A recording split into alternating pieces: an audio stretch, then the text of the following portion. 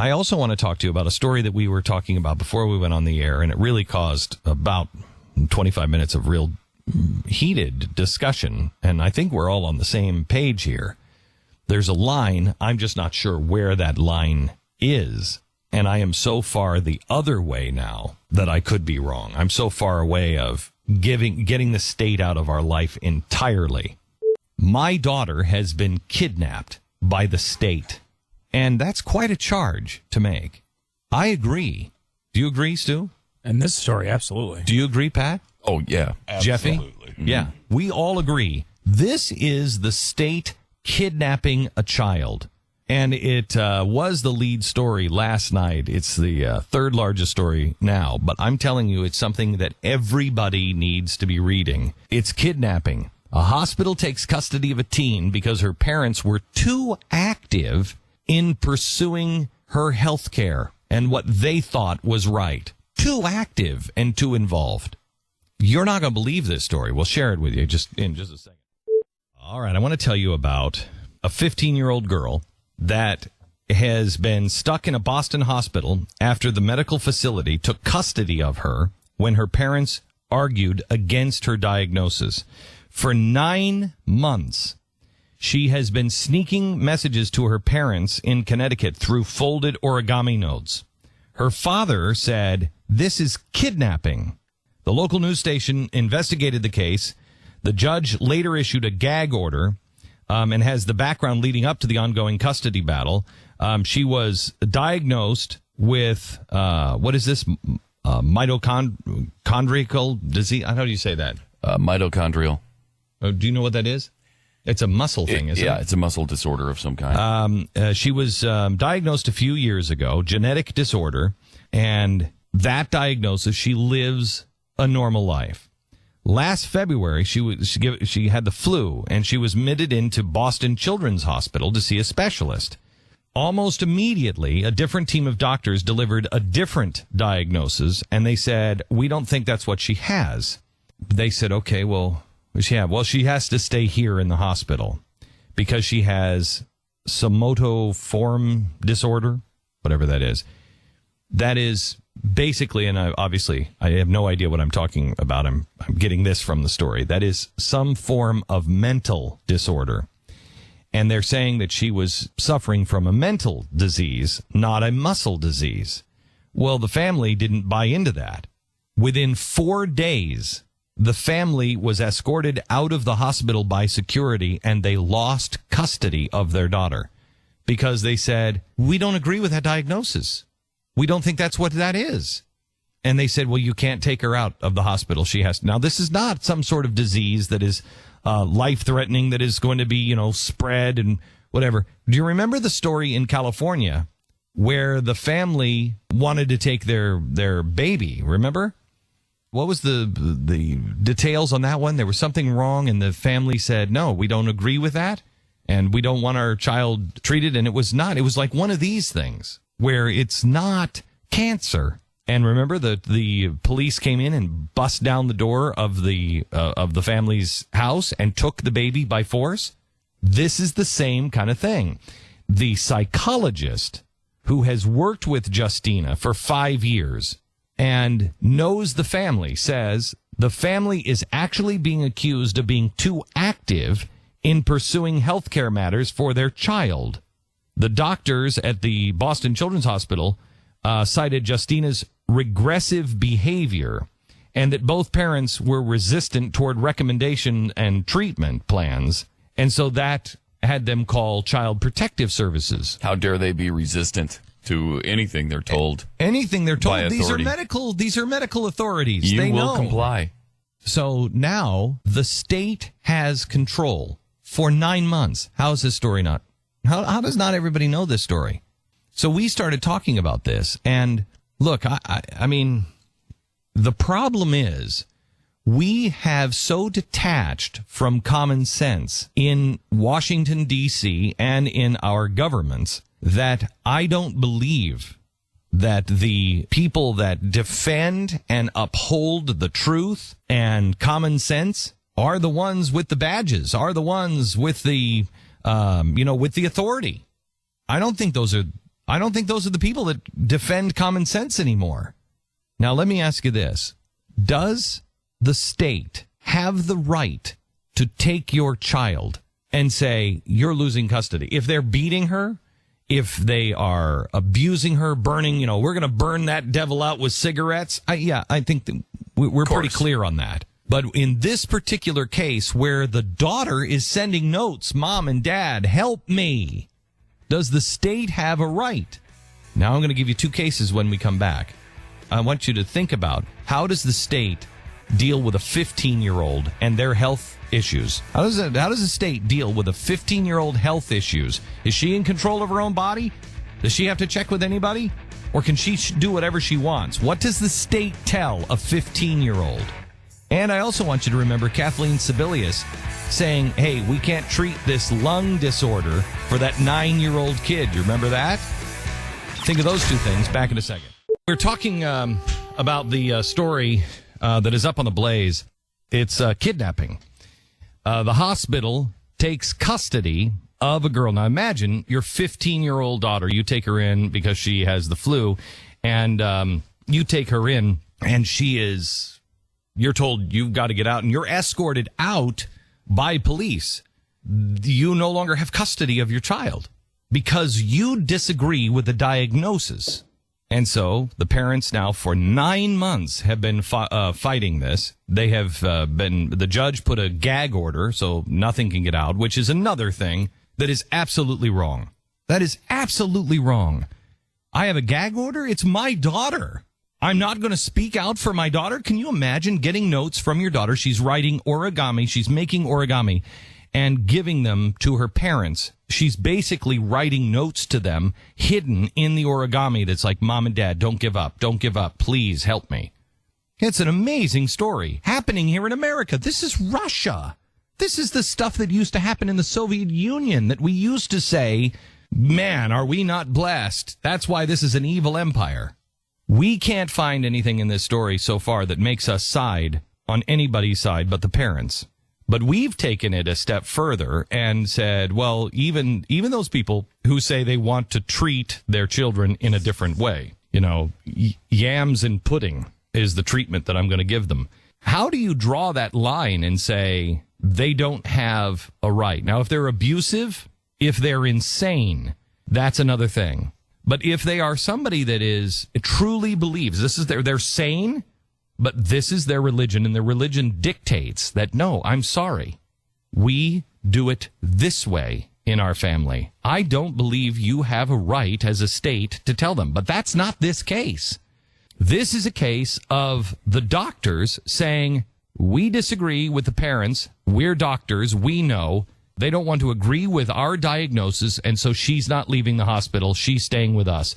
This is a mental illness. And really importantly, I think in this story is neither one of the one the parents believe that they have or the one the doctors believe is life-threatening. Yes, not life-threatening. So, I mean, to me, that in and of itself completely disqualifies this. You can't. Okay, so now help me out on this. This is not life-threatening. And this is the state. And we all know how the state treats 15-year-old girls when it comes to medical care in school, right? Look, you don't have to tell your parent. Shh, just keep it between us. You need birth control. You need an abortion. You have a right to do it, and you don't have to tell your parents. They are old enough to have sex and old enough to not bring their parent in on abortion. So we know that the state empowers the 15-year-old to make their own decisions. And yet, here is a case, the state saying she doesn't have a right to make her own decisions, and her parents don't have the right to make the decisions. It is like, honestly, if you like your doctor and you like your health care, you can keep it. No. The truth is, if you like your doctor and you like your health care, and we like it too, you can keep it. If we like your doctor, if we say that your health care is good, then you can keep it. Same thing. Who has the real responsibility for the child? As long as you rear your child the way we say you have to rear your child, you can keep your child. It's not like it's your child and you can do what you want within reason, again. abuse is the obvious jumping off point. But if the state disagrees with you, you lose your child. Second thing I want you to help me figure out. How can the state say, so something that is not life-threatening, that the parents have no right and the state needs to take control of that child because the state knows best? The same exact government that had Kathleen Sebelius saying, I'm sorry, I know the parents want this treatment, life-saving treatment for their kids. Remember the little girl that was in the hospital and had the lung disorder? And Kathleen Sebelius said, I'm sorry, she doesn't get the treatment. And the doctors wanted to do it. The family wanted to do it. Everything was going to be paid for. It's all taken care of. Excuse me? She can't have that life-saving treatment? No. So if you're telling me that this isn't a case of death panels, I don't know what is. Kathleen Sebelius has already ruled death for a child because that's what the rules say. She can't have it because she's not, 9 or 10. That was the cutoff. And here, I'm sorry, this is the deal. We are the enforcer. We disagree with you as the parent, so you lose. I really think the danger that we are facing right now is that still too many people are living in a world where they think common sense still rules. Now, that's changing and changing rapidly because we all see common sense is not coming from Washington, is not coming from our state houses. And so that is changing.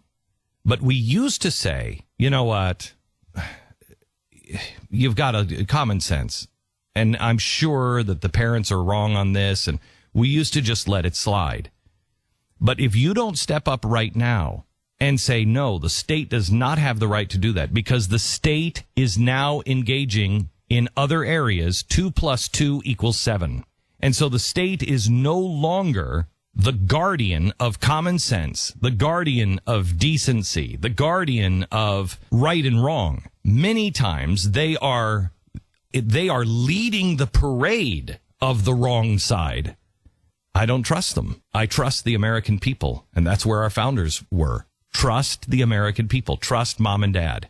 Unless you can make the case that they are abusing her, that they are harming her in a way that will, that is just horribly destructive abuse, they have a right. It's their child, and she's 15. And the only thing I can make out of this is that sort of the allegation here, because this new team of doctors decided it was something mental.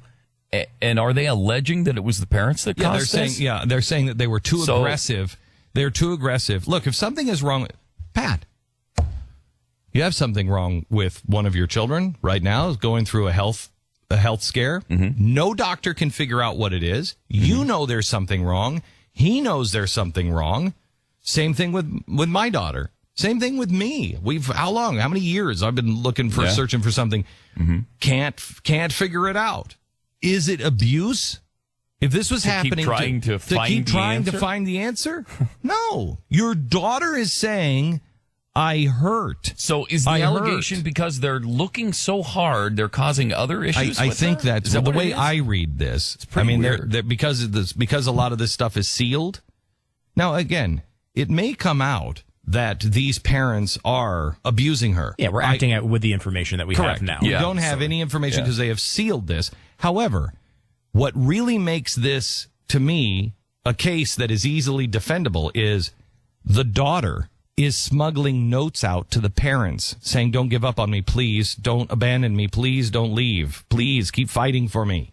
Yeah, you can make an argument at 7 years old. Maybe there's no place for the child to make a medical decision. At 15 years old, there are states in this country that allow you to get married at 15 years old. Mm-hmm. The age of consent is only 16 years old in most states for sex. The abortion thing you brought up before, contraception, huge life decisions are made by 15 and 16-year-olds all the time. So the fact that it'd be one thing if the child and the parents disagreed on treatment, then you'd have a different story here. But the fact that they both want the same thing. Especially since you have the child in the hospital being indoctrinated. I mean, the parents can only, 2 calls a week? 1 visitation? 1 hour a week. 1 hour a week visitation. And 2 phone calls. I mean, now that child is being indoctrinated by that hospital 24/7. This is what's really going on with you. After 9 months, for that child to still be saying, Mom, Dad, is remarkable. Because that child is in remember, she's dealing with psychiatrists and psychologists. Mm-hmm. She is in a re-education camp for 9 months. The damage that the state is doing to this family and to this daughter psychologically is profound. And if you think she's being abused, if you think this child is being abused, then charge the parents. There's a process here that you can do. I mean, we understand abuse is real. And if this is happening, then charge them. Do something about it. You can't just take them and because on a whim like this. Watch the hospital send a $1.5 million bill for the year in the hospital she spent too. Oh yeah, watch them get billed for this. Oh yeah, they will. You'll be lucky if it's $1.5 million. Yeah, I know.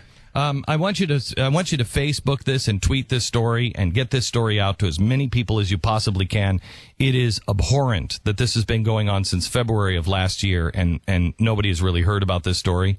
That nationally we're not talking about this story. This is a very important story because it goes to, again, do you have the right to go pick up your kids at school? Do you have the right to say, no, I'm going to homeschool? Do you have the right to stand up against Common Core and say, this is wrong? Do you have the right to say, I'm going to go get another opinion?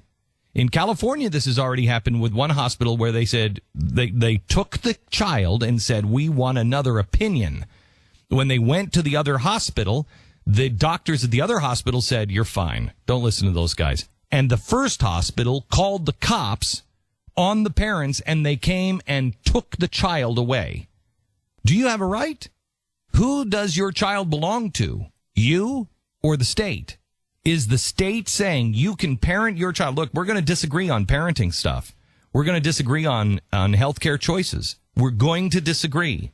But if they're not insane and they're not abusing the child, I make the case that this is a kidnapping. I make the case that this is abuse, that this is a re-education of this 15-year-old child. And it is absolutely wrong, assuming that the facts are as they are stated because the records are sealed and so we don't know.